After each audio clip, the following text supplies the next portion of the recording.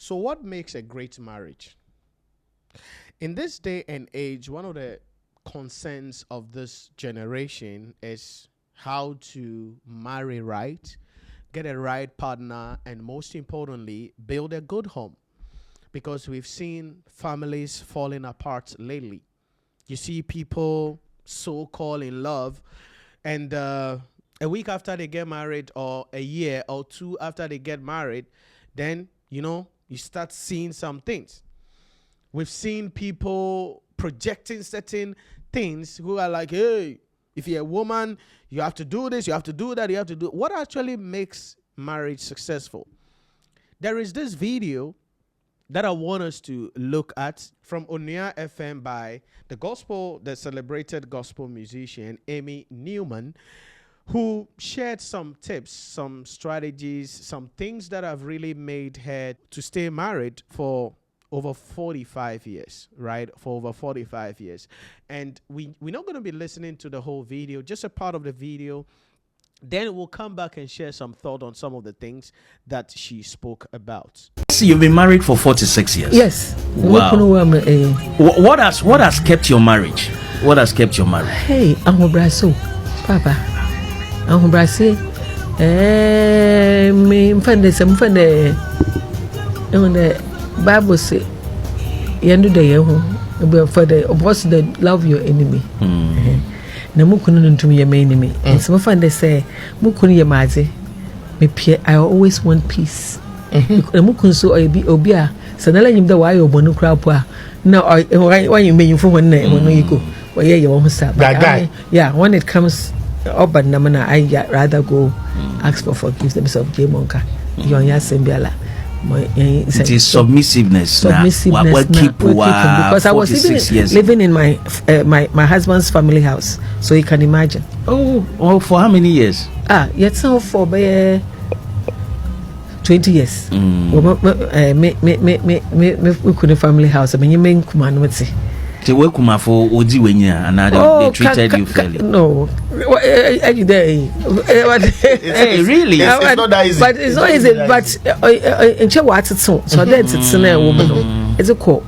If baby will be a but they also enjoyed my in fact I don't know who could me amazing. If you're a woman. So I want us to look at a few things that she mentioned that are very important. The first thing she spoke about is humility, submission, that she is humble and she submits to the husband. You see, we live in a society in this day and age where some women see submission as slavery. They see submission as, oh, what is this? There are women who sit on social media who are like, me, if I marry, I cannot go to work, be the boss, go and, make decisions in the boardroom and come home and come and cook for a man.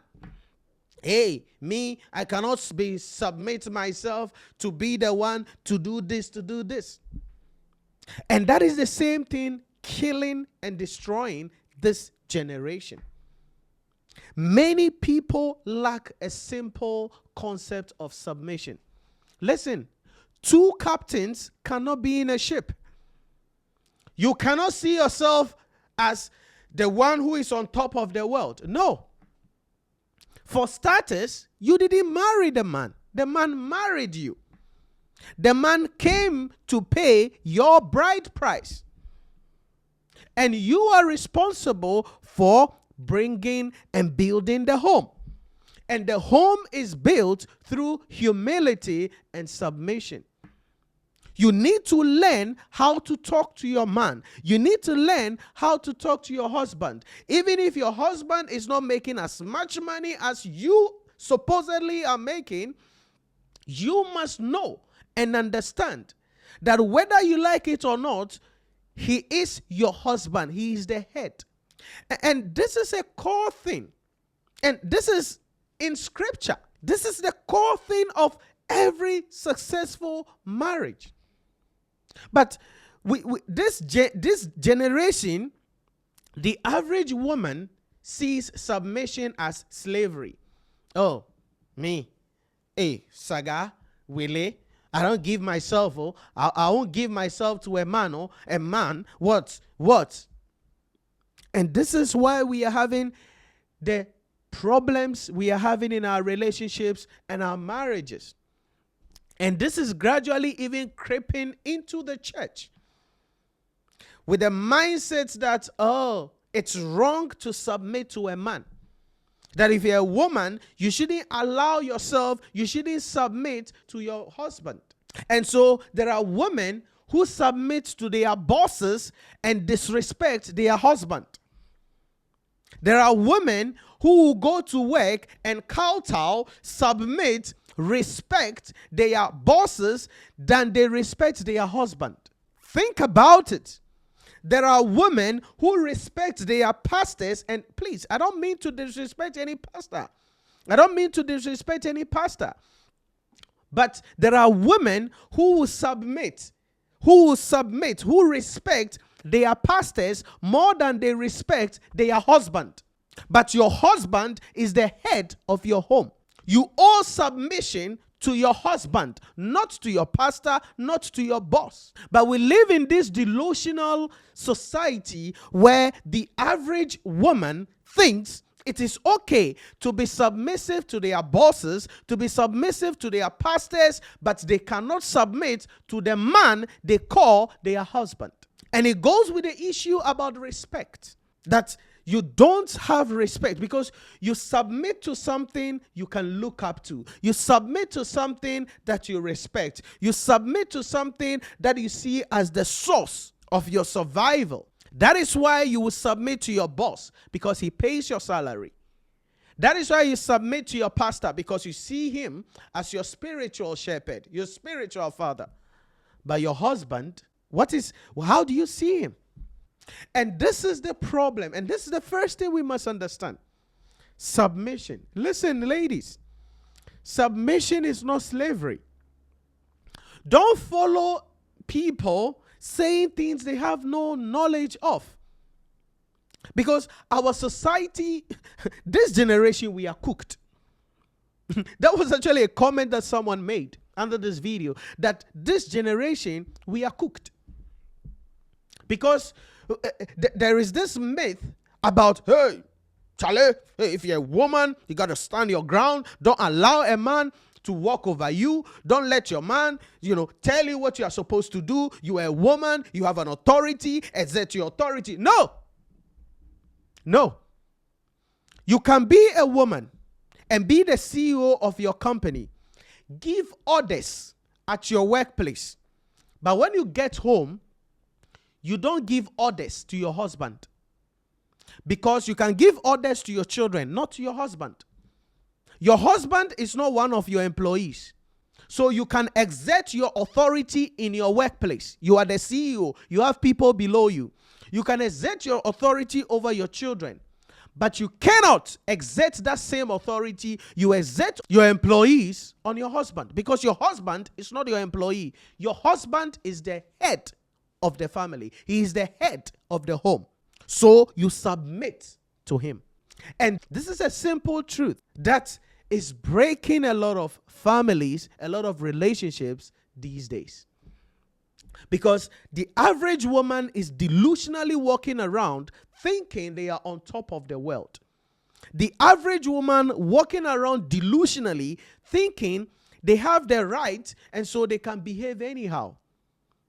And that is destroying marriages, destroying relationships, destroying homes.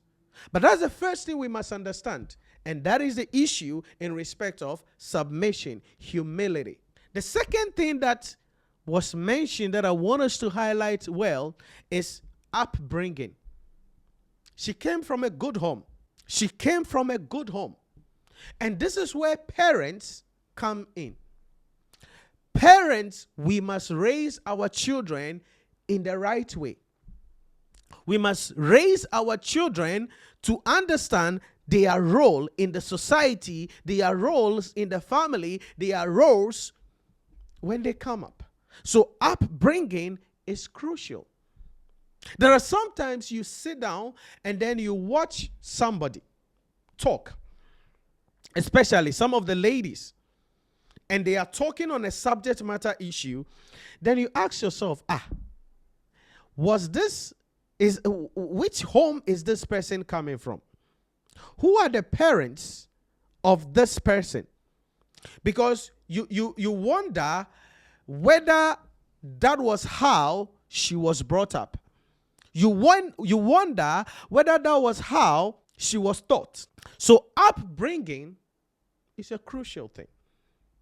And if we want to make our society, marriages, relationships successful, we cannot ignore the foundation.